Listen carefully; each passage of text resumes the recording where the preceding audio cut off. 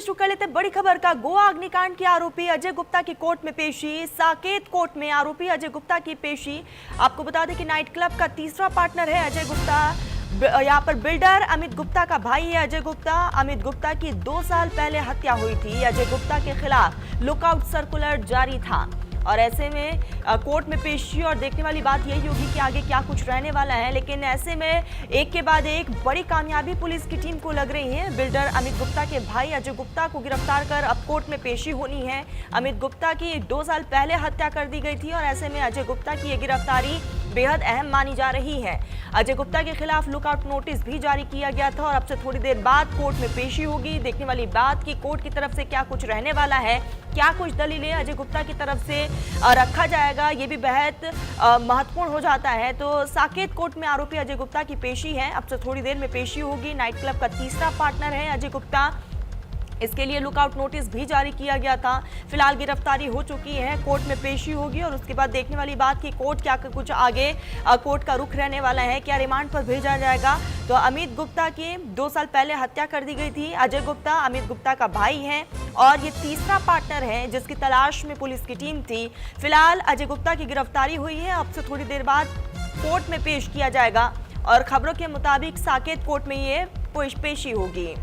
इसी बीच गुलफाम हमारे साथ जुड़ चुके हैं। गुलफाम, अब से थोड़ी देर बाद अजय गुप्ता की कोर्ट में पेशी होगी, क्या कुछ अपडेट है आपके पास? देखिए, मैं आपको बता दूं, गोवा के Birch by Romeo Lane night club में हुई अग्निकांड के आरोपी अजय गुप्ता को दिल्ली की साकेत कोर्ट में आज पेश किया जाएगा थोड़ी ही देर में।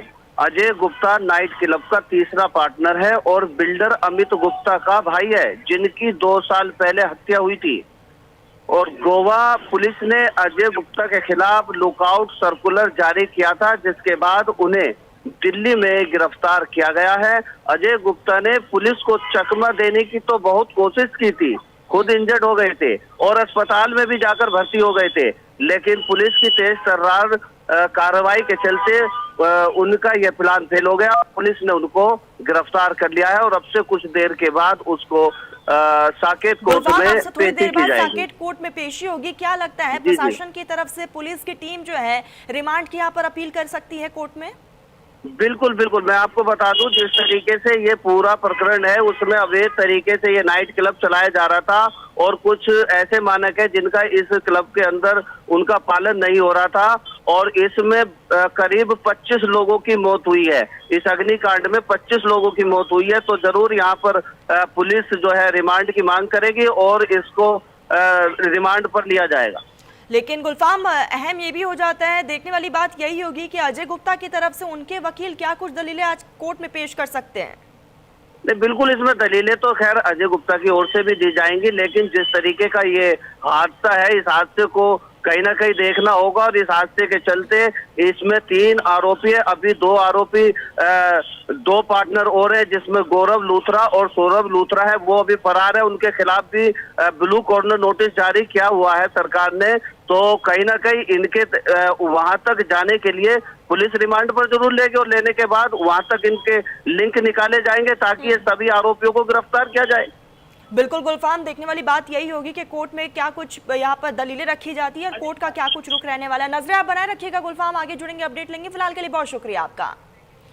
गोवा अग्निकांड में लूथरा भाइयों को लेकर अपडेट सामने आया है। लूथरा भाइयों ने अग्रिम जमानत अर्जी दी है। रोहिणी कोर्ट में अग्रिम जमानत अर्जी दायर की गई है। गोवा क्लब हादसे के आरोपी है लूथरा ब्रदर्स। क्लब के मालिक सौरभ और गौरव लूथरा फरार चल रहे। फिलहाल उनकी तलाश को लेकर अलग अलग जगहों पर दबिश दी जा रही है और खबरों के मुताबिक खबर ये भी आ रही है कि वो हिंदुस्तान यानी कि मुल्क छोड़कर भाग चुके हैं। फिलहाल इस पूरे मामले को लेकर लुकआउट नोटिस भी जारी किया गया है और दोनों की तलाश में अलग अलग जगहों पर लगातार दबिश भी दी जा रही है।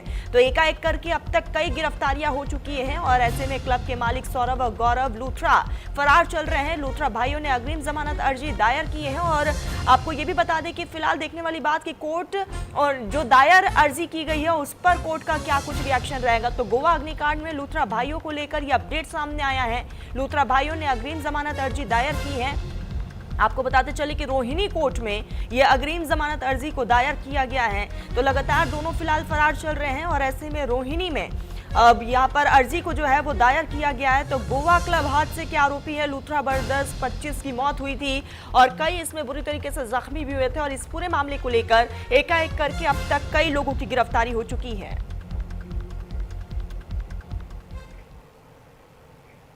इसी बीच एक और बड़ी खबर, गोवा अग्निकांड में दर्ज एफआईआर में बड़ा खुलासा हुआ है। क्लब में नहीं थे आग बुझाने के उपकरण, एफआईआर में इसका जिक्र है। बिना सुरक्षा उपकरणों के फायर शो किया गया। क्लब में फायर सेफ्टी अलार्म भी नहीं था और क्लब में कोई भी इमरजेंसी एग्जिट भी नहीं था और इसीलिए दम घुटने की वजह से कई लोगों की मौत हुई है। इमरजेंसी एग्जिट नहीं होने से वहां पर लोग फंस चुके थे। रिकॉर्ड में फायर ऑडिट की जानकारी भी नहीं मिली है और कई ऐसे कमियां और खामियां जो है इस पूरे क्लब में देखी गई है और इसी को ध्यान में रखते हुए फिलहाल हर एक एंगल से इस पूरे मामले को लेकर जांच पड़ताल की जा रही है। तो क्लब में इमरजेंसी एग्जिट भी नहीं था जिसकी वजह से वहां पर लोग फंस गए, क्योंकि अगर एग्जिट पॉइंट होता तो लोगों को निकलने में काफी ज्यादा सहूलत रहती और लोग वहां से निकल सकते थे। लेकिन क्योंकि वहां पर एग्जिट पॉइंट भी अच्छे से नहीं बनाया गया था और कोई भी दूसरा गेट वहां पर मौजूद नहीं था, सिर्फ एक ही एंट्री और एग्जिट के लिए गेट था और इसीलिए कहीं ना कहीं दम घुटने की वजह से 25 लोग अपनी जान गंवा चुके हैं। कई इसमें बुरी तरीके से घायल भी हैं जिनका अस्पताल में इलाज चल रहा है और खुद सीएम प्रमोद सावंत की तरफ से कह दिया गया है कि इसके पीछे जो भी होगा उसे छोड़ा नहीं जाएगा, बख्शा नहीं जाएगा और उनके खिलाफ सख्त एक्शन देखने को मिलेगा। और आपको बता दें कि फिलहाल लूथरा ब्रदर्स की तलाश में भी अलग अलग जगहों पर दबिश दी जा रही है। अब तक कई पार्टनर्स की गिरफ्तारी हो चुकी है, उनसे भी लगातार पूछताछ हो रही है और आने वाले समय में कई बड़े और अहम खुलासे हो सकते हैं। लेकिन गोवा अग्निकांड में दर्ज एफआईआर से ये बड़ा अपडेट सामने आया है, जहां क्लब में कोई भी आग बुझाने के उपकरण मौजूद नहीं थे। सबसे बड़ा खुलासा।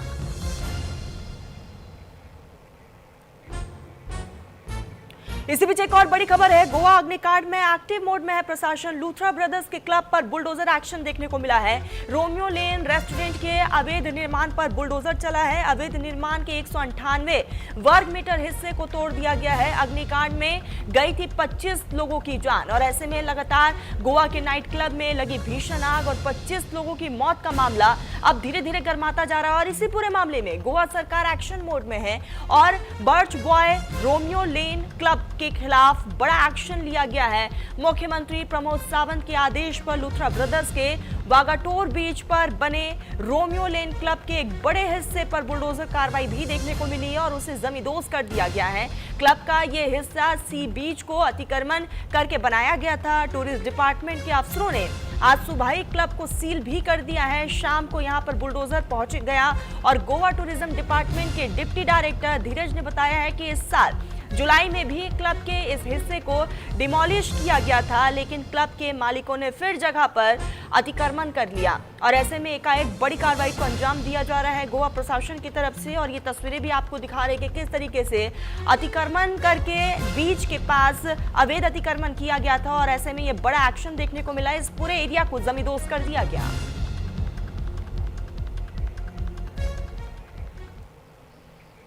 पीएम मोदी और राहुल गांधी की बैठक खत्म हो गई है। पीएम मोदी और राहुल की तकरीबन 1 घंटे तक बैठक चली है। सीआईसी और सीवीसी के चयन को लेकर यह बैठक हुई है और इस बैठक में कई मुद्दों को लेकर चर्चा की गई है। तो प्रधानमंत्री नरेंद्र मोदी और नेता प्रतिपक्ष राहुल गांधी के बीच तकरीबन 1 घंटे तक बातचीत हुई है।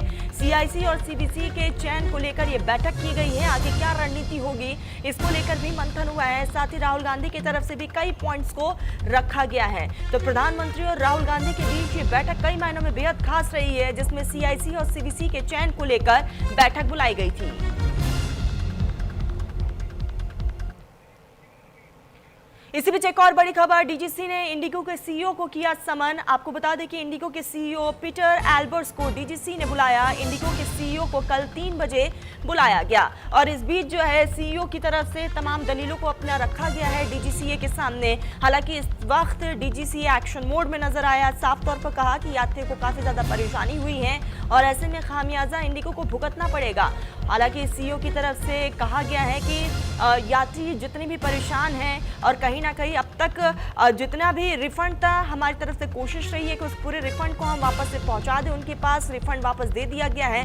दूसरी तरफ बात रही लगेज की, बैगेज की, तो लगातार हम धीरे धीरे करके वो बैगेज और लगेज भी लोगों तक पहुंचा रहे हैं, यात्रियों तक पहुंचा रहे हैं। तो लगातार एक तरफ हम क्रू की संकट देख रहे हैं इंडिगो में कि किस तरीके से हालात बने हुए हैं। कई जगहों से फ्लाइट पूरी तरीके से कैंसिल है और ऐसे में इंडिगो के सीईओ ने कल 3 बजे ये बैठक बुलाया और ऐसे में ये बैठक बेहद खास रही और डीजीसी ने इंडिगो के सीईओ को समय दिया है और समन भेजा है और समन पर अब सीईओ को जवाब भी तलब करना होगा।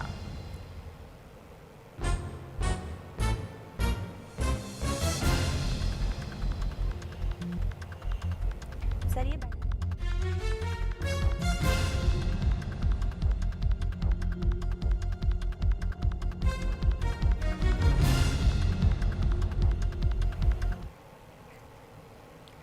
तो वहीं इंडिगो संकट पर दिल्ली हाईकोर्ट की सख्त टिप्पणी सामने आई है। दिल्ली हाईकोर्ट की केंद्र सरकार को फटकार। हाईकोर्ट ने केंद्र सरकार से पूछे सवाल, आप इतने समय से क्या कर रहे थे। हाईकोर्ट की तरफ से कहा गया ऐसी स्थिति पैदा ही क्यों होने दी आप लोग, इसका भी जिक्र हाईकोर्ट की तरफ से किया गया। दूसरे एयरलाइनों ने क्यों किराया बढ़ाया है और यहाँ पर कई जगहों पर 35 से 40 हजार तक किराया बढ़ाने की छूट कैसे दे दी गई। डीजीसी क्या मंत्रालय के अधीन नहीं आता। हाईकोर्ट ने अपना सख्त तेवर दिखाया है और इस संकट के लिए कौन जिम्मेदार है। हाईकोर्ट ने यह भी कहा, केंद्र सरकार ने हाईकोर्ट को जवाब दिया है। इंडिगो एक निजी एयरलाइन है, सरकार की तरफ से कहा गया मंत्रालय की सीधी भूमिका इसमें नहीं है। सरकार ने अपनी तरफ से तमाम दलीलों को रखा है। हालांकि हाईकोर्ट ने साफ तौर पर सख्त रद्द-ए-अमल का इजहार किया है और कोर्ट ने साफ तौर पर कहा है कि आखिर ऐसा सिचुएशन क्रिएट हुआ क्यों और यात्रियों को जो परेशानी हो रही है उसको लेकर इंडिगो की तरफ से और सरकार की तरफ से क्या कुछ कदम उठाए गए।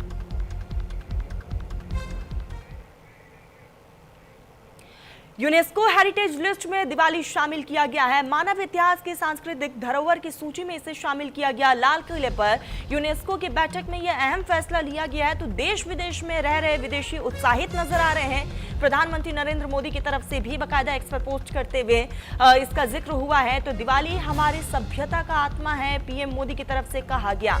तो यूनेस्को ने दिवाली को अमृत विश्व धरोहर घोषित किया है। यूनेस्को ने बुधवार को संयुक्त राष्ट्र शैक्षिक, वैज्ञानिक तथा सांस्कृतिक संगठन के यहाँ पर इंटेलिजिबल कल्चरल हेरिटेज यानी कि अमृत विश्व धरोहर की सूची जारी की है, जिसमें घाना, जॉर्जिया, कांगो, इथियोपिया और मिस्र सहित कई देशों के सांस्कृतिक प्रतीक भी इसमें शामिल हैं। और इसी में प्रधानमंत्री नरेंद्र मोदी ने कहा कि दिवाली हमारी सभ्यता की आत्मा है। भारत की 15 अमृत विश्व धरोहर की सूची में शामिल हैं। इसमें दुर्गा पूजा, कुंभ मेला, वैदिक मंत्रोच्चार और रामलीला, छाऊ नृत्य भी शामिल हैं। और ये फैसला उस समय आया है जब दिल्ली में यूनेस्को की inter governmental committee for intangible heritage की 20वीं बैठक की मेजबानी कर रही है और ये 8 से 13 दिसंबर तक चलेगी। इसी मौके को देखते हुए केंद्र सरकार ने 10 दिसंबर को विशेष दिवाली समारोह रखने का बड़ा फैसला किया है ताकि दुनिया के सामने भारत की सांस्कृतिक पहचान को मजबूत तरह से पेश किया जा सके।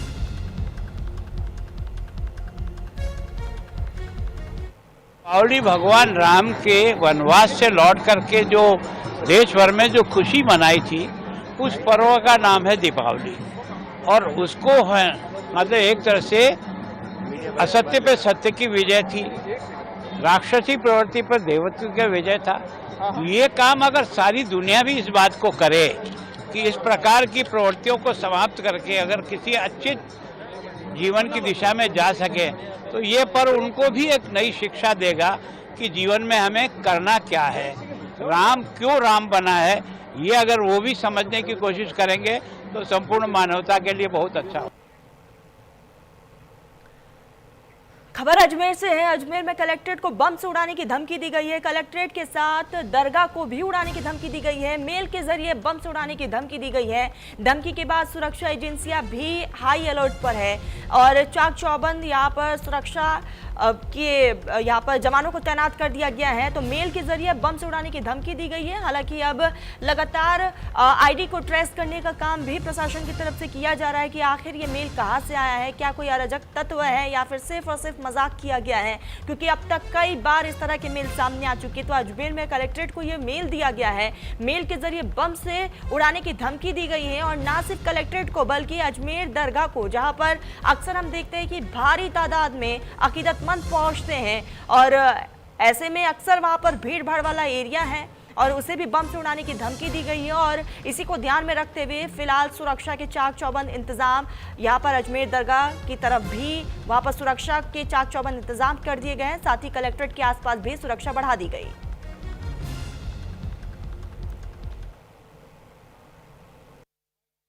आज देखिए, हमें लगभग 10:13 पर एक मेल प्राप्त हुआ था कलेक्टर साहब को, जिसमें ये लिखा हुआ था कि अजमेर दरगाह और कलेक्ट्रेट ऑफिस में कोई भी ब्लास्ट हो सकता है।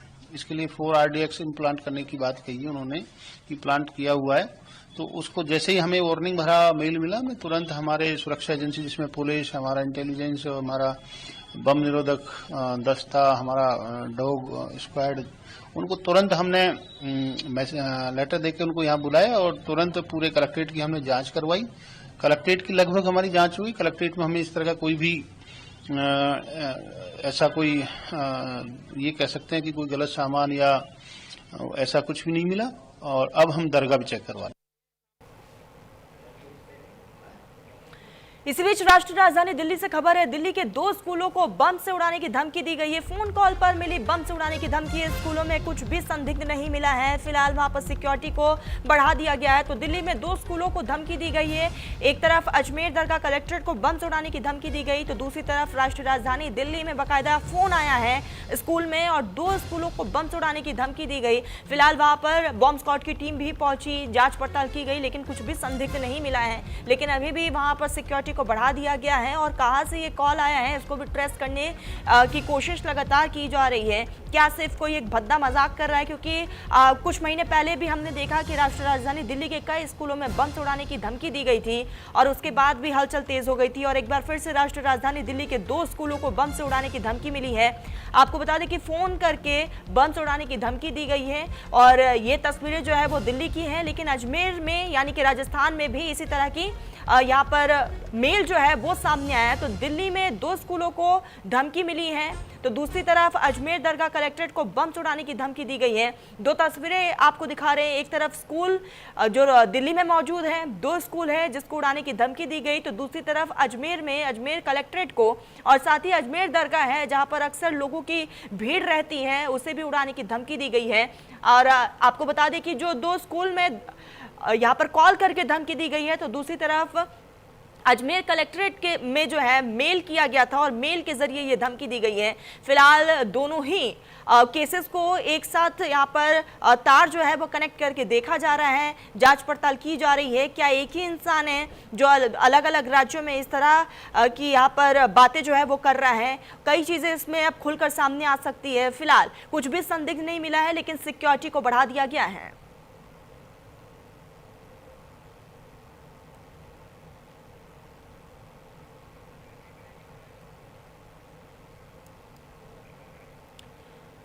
इसी बीच बड़ी खबर आ रही है दिल्ली ब्लास्ट केस से जुड़ी बड़ी खबर इस वक्त की, जहां मामले में एनआईए का लगातार एक्शन जारी है। एनआईए ने डॉक्टर बिलाल नसीर मल्ला को गिरफ्तार किया है और कोर्ट ने बिलाल को पटियाला हाउस में पेश किया। बिलाल को कोर्ट ने 7 दिन की रिमांड पर भेज दिया है। एकाएक कर एनआईए की तरफ से बड़ा एक्शन देखने को मिल रहा है। तो दिल्ली ब्लास्ट मामले में एनआईए की लगातार कार्रवाई जारी है। एनआईए ने पिछले महीने हुए दिल्ली बम ब्लास्ट केस मामले में कार्रवाई करते हुए मुख्य आरोपी को अरेस्ट किया है। बारामूला के डॉक्टर बिलाल नसीर मल्ला को दिल्ली ब्लास्ट केस में गिरफ्तार किया गया और इस केस में गिरफ्तार होने वाले नसीर मल्ला 8वें आरोपी हैं। उन्हें दिल्ली एनआईए की टीम ने गिरफ्तार किया है और गिरफ्तारी के बाद आरोपी मल्ला को दिल्ली के पटियाला हाउस में पेश किया गया। सुनवाई के बाद कोर्ट ने उसे 7 दिन की रिमांड पर भेज दिया है और इस बीच जो है एनआईए की टीम लगातार जांच पड़ताल में जुटी हुई है, पूछताछ लगातार कर रही है, क्योंकि एनआईए के पास सवालों की एक लंबी फहरिस्त है जिसका जवाब मल्ला को देना होगा। और ये 8वीं गिरफ्तारियां हैं, 7 दिन के रिमांड पर लिया गया है। आने वाले समय में और भी कई बड़े खुलासे हो सकते हैं दिल्ली मॉड्यूल से जुड़कर और साथ ही कई यहाँ पर जानकारियां जो है वो भी सामने आ सकती हैं। तो बिलाल को जब कोर्ट में पेश किया गया तो 7 दिन के रिमांड पर फिलहाल भेज दिया गया है कोर्ट की तरफ से। एनआईए ने डॉक्टर बिलाल नसीर मल्ला को गिरफ्तार किया है और यह 8वीं गिरफ्तारी है। फिलहाल हर एक एंगल से तार को जोड़कर देखा जा रहा है।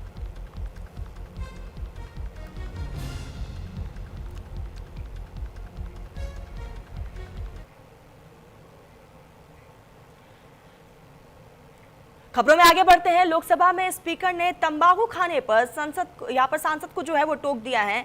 हम यहाँ तंबाकू खाने नहीं आए हैं, ओम बिरला की तरफ से कहा गया। किसानों के हालात पर चर्चा के दौरान तंबाकू पर बहस हो गई। तो इस बीच जो है लोकसभा के स्पीकर ओम बिरला जो है साफ तौर पर यहाँ पर कड़ा एक संदेश देते हुए भी नजर आए। कहा कि ये सदन में जो है कई मुद्दों को लेकर चर्चा होती है, किसानों के हालात पर चर्चा के दौरान तंबाकू पर बहस जो है वो छिड़ती हुई नजर आई है। तो ओम बिरला की तरफ से ये तंज कसा गया है। कहा कि हम यहाँ पर तंबाकू खाने नहीं आए हैं, बल्कि कई ऐसे मुद्दे हैं जो संसद के अंदर सुना जाता है और लोगों की समस्या का समाधान निकाला जाता है, उस पर चर्चा करना चाहिए। किसानों के हालात पर चर्चा के दौरान तंबाकू पर भी बहस देखने को मिली। यहाँ खाने पीने का प्रोग्राम मत रखो, बंद करो थैलियां। मैं तो माननीय अध्यक्ष महोदय किसानों की बात कर रहा हूं जिनके कारण खाना पीना होता है। नहीं, आपसे नहीं कह रहा हूं मैं, इधर खा रहे खा भी इसलिए रहे हैं कि किसान पैदा कर रहा है और हम बीजों की नई नई किस्में तैयार कर रहे हैं। ये वो चीज नहीं खा रहे। अब ये विशेष क्या खा रहे हैं माननीय अध्यक्ष महोदय, मुझे इसकी जानकारी नहीं है। फिलहाल बुलेटिन में बस इतना ही। आप देखते रहिए न्यूज़ इंडिया।